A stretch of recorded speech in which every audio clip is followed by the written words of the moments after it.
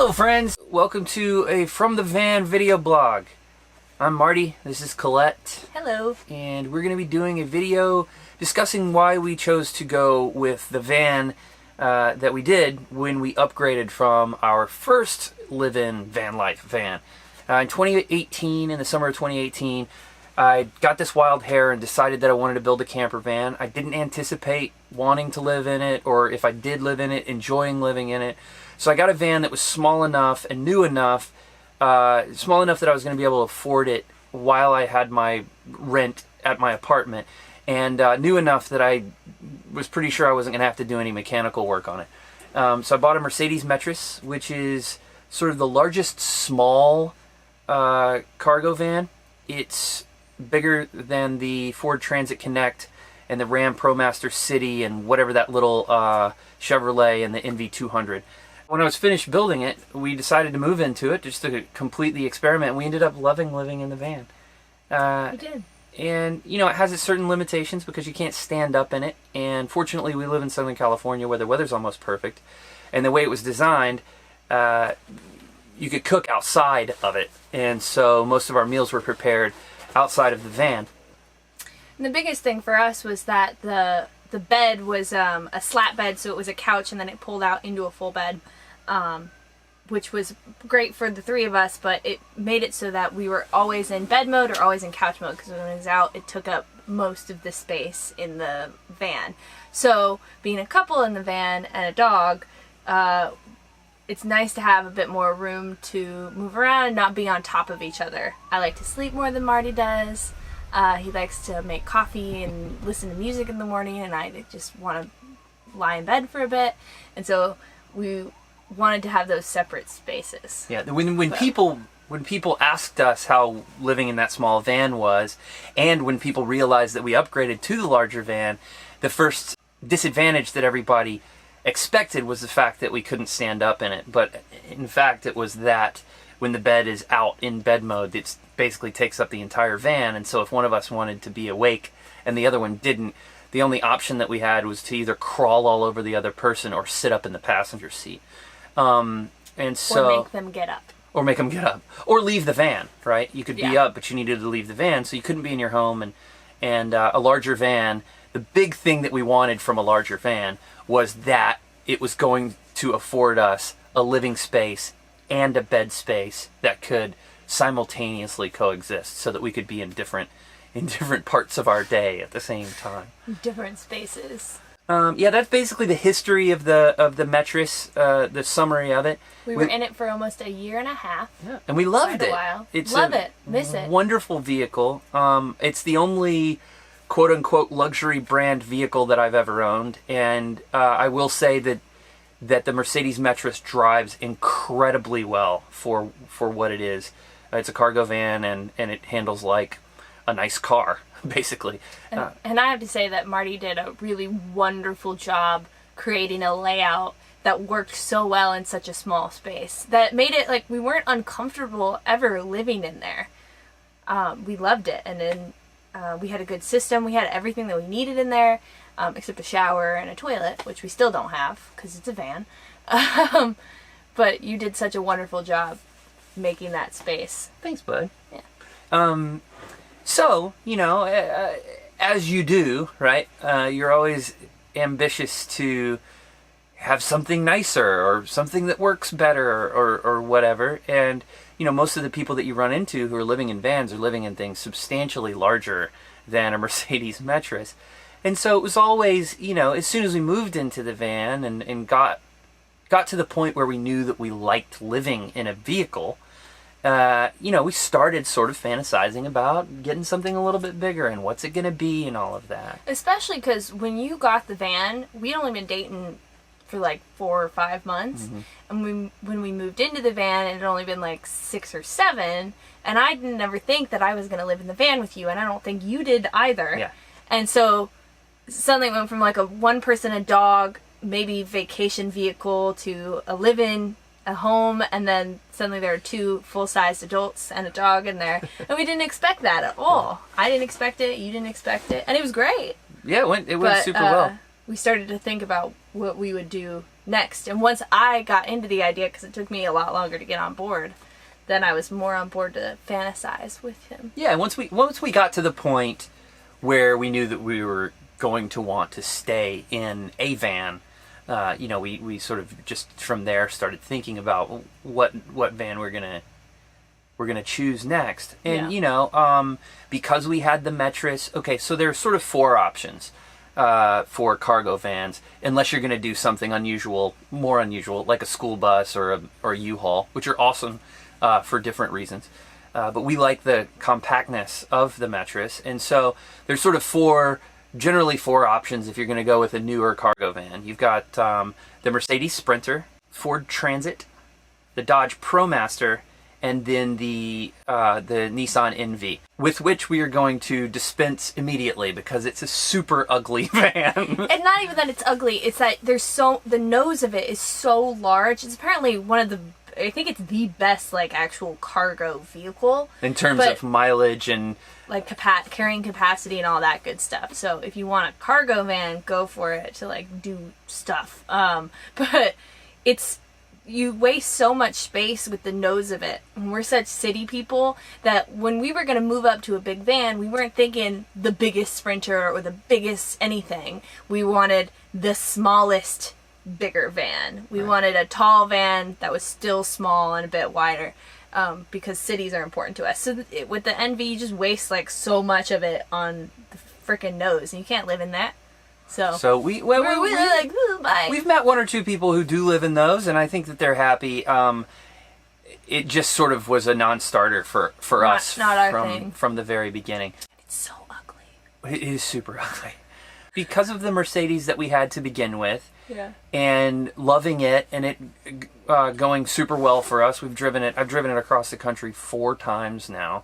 The Metris went so well for us that we always were thinking, you know, it'd be cool to get a Sprinter, and that's like the sexy thing that a bunch of people have. Yeah.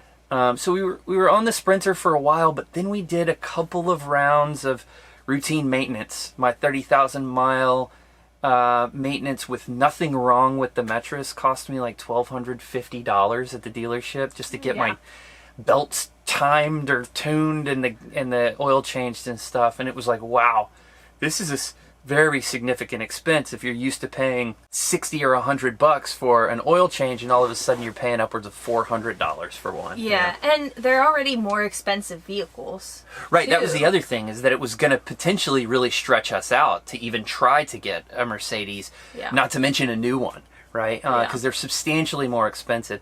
And the one thing that really stuck out to us about the Mercedes as we were thinking about it was, what if we could get a 4x4? We don't need it because we go remote places, but we usually hike in from the parking lot. We're not really necessarily trying to do a lot of overlanding, but we always said if we got a good deal... if we happened upon one, we would go for it. Yeah, in a 4x4 Sprinter. But that seemed like the only big benefit to us. Right. The Sprinters have a reputation of lasting a long time and being very high performance vehicles, which I definitely experienced with the Metris. I've never driven a Sprinter even to this point, but I've ridden in one and it seemed nice. But you know, the premium that you pay for the car up front and then for the maintenance in addition to that is just it's a bit of a hurdle to clear. So we've sort of started looking more towards the Transit. Yeah, at that point, then I fell in love with the Transit because of the height. Mm-hmm. And like with Ford, you can go get your Ford fixed anywhere. And it's going to be doable money-wise, and any mechanic can work on a Ford. Mm-hmm. So that was really drawing me in, and I think the Transits are cute. They're cute. But that height, I was like, wow, 6'4" and like 6'8". Or 6'8", you're right. The Transit, or the Sprinter, and this van is 6'4". The Transit is 6'8". So I was like, 6'8", awesome, that's huge. Even though I'm a very tiny person, it's still, you get so much storage options and height from that. And so I got really on the Transit train. And we hadn't really considered the Promaster because early on some people put a bad taste in our mouth about it. The talking point usually is that the transmissions in the Dodge Promasters don't last as long and are a little bit faulty. I've also heard recently that everything after 2014 didn't have the problems that were associated with that that stereotype or generalization or whatever. I don't know to what degree that's true, but one of the things that Greg, our buddy from Drifter Journey, told us, it was that, you know, before he got his Promaster, he went out and asked a mechanic, hey, look, what if the entire engine goes out and you need to rebuild the engine?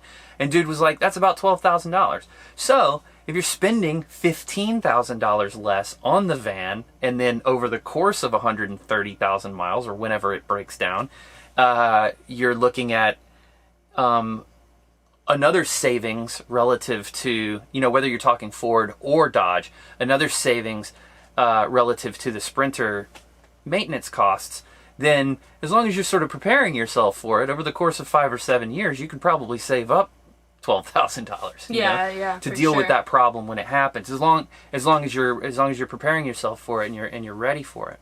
So, but we started to bring the Promaster back into the mix. Yeah, we started to consider the Promaster again, because when you contrast the Ford and Dodge to the Mercedes, you're looking at a less expensive vehicle and more inexpensive maintenance costs. Yeah, and I started to sway because we were looking at the Enterprise used fleet vehicle site to buy our next van, because we have friends that did it that way and it worked for them, so we were going to try it.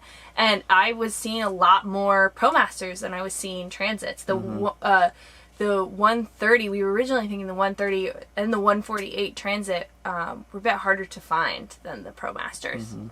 And so it sort of forced you to be a little bit more open-minded about it. Yeah, the Promaster was a little bit cheaper, not much. Yeah. They all have about 30,000 miles on them. Right. But yeah. So another big difference these days between the American cars and the German car is that the Mercedes van, the Sprinter, is they do have a gasoline option, but for the most part, they are a new diesel engine, and you've got to buy this Blue Def stuff to pour in every 5 tanks of gas. Yeah. And so you do get a little bit better gas mileage, but the diesel also costs more, and you have to put this additive in there to keep your exhaust clean, is my understanding of what it does. And then the Promaster and the Transit both are gas. I think that there might be a Transit diesel option too. I think so, but I don't. Yeah. But we were really looking at gas. That wasn't a huge issue for us, diesel versus gas, but it's definitely worth mentioning, you know, that it's a difference between the two of them. Yeah. Basically, after that, everything came down to dimensions. I had this sort of pivotal conversation while we were thinking about this. Early in 2020, we sort of started seriously thinking about actually making the jump and purchasing another van to build into. And Mark from Nomadic Customs was down here from Portland. They were picking up some vans. Their shop up in Portland that builds out vans. And Mark's a really sweet guy who also told me that his favorite, he builds into all the vans, but he told me that his favorite van to build into is the Promaster. And we were sort of starting to think about that anyway. And we had noticed that the dimensions of the Promaster, the ratios were a lot better in terms of your ratio of cargo volume to external dimensions or external volumes. Meaning that for the same length and height of a vehicle, you got a lot more living space out of the Promaster. And the thing that Mark told me that really sort of changed the way that I started thinking about the vans is that because the Promaster is front-wheel drive, there's no drivetrain going under the van to the back wheels.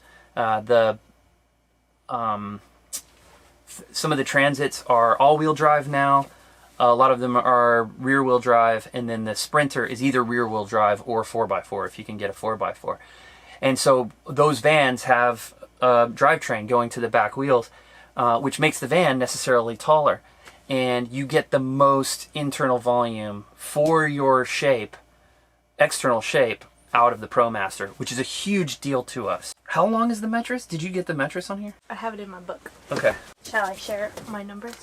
Yeah, share your numbers with them. Which numbers would you like? We're gonna get into the dirty on the dimensions in a second. Colette can share with you her research, but one of the things that really changed the way that we moved into this van and the way that we planned for this van was the advantage of having lived in that tiny van. Yeah. Most people who build into a van, even now, build into a larger van than the one that we're currently in. Currently, we're in a 136-inch wheelbase Dodge Promaster, and you gave away the ending. most people build into the 159 or larger, and being in that tiny space allowed us to know exactly what we needed and be able to tailor it to the smallest large vehicle. Yeah. Basically. Yeah, and we spent a lot of time, probably, at least a year, really talking about what we would want out of our next van. And so when we got into it, we already had an idea of what we needed. And we saw so many vans, we met so many people with vans, we learned what we needed and all that good stuff. Sure. Yeah, there's sort of no replacement from experience of living in the van, and having to purge to the point where we had everything that we needed in that tiny little Metris really let us know what we actually need and what we want. So when we upgraded, we compromised a decent amount of storage for space and wingspan and being able to actually spread out and live in here, because we just don't have that much stuff anymore because we've been living in a tiny van. And that was important to us. Super to important. Have that. And we have so much more storage than we had before. Mm-hmm. And you're able to have your bicycle in here, which you weren't able to have before. And so there's good stuff like that going on. Yeah. I have some clothes in the van. It's very important.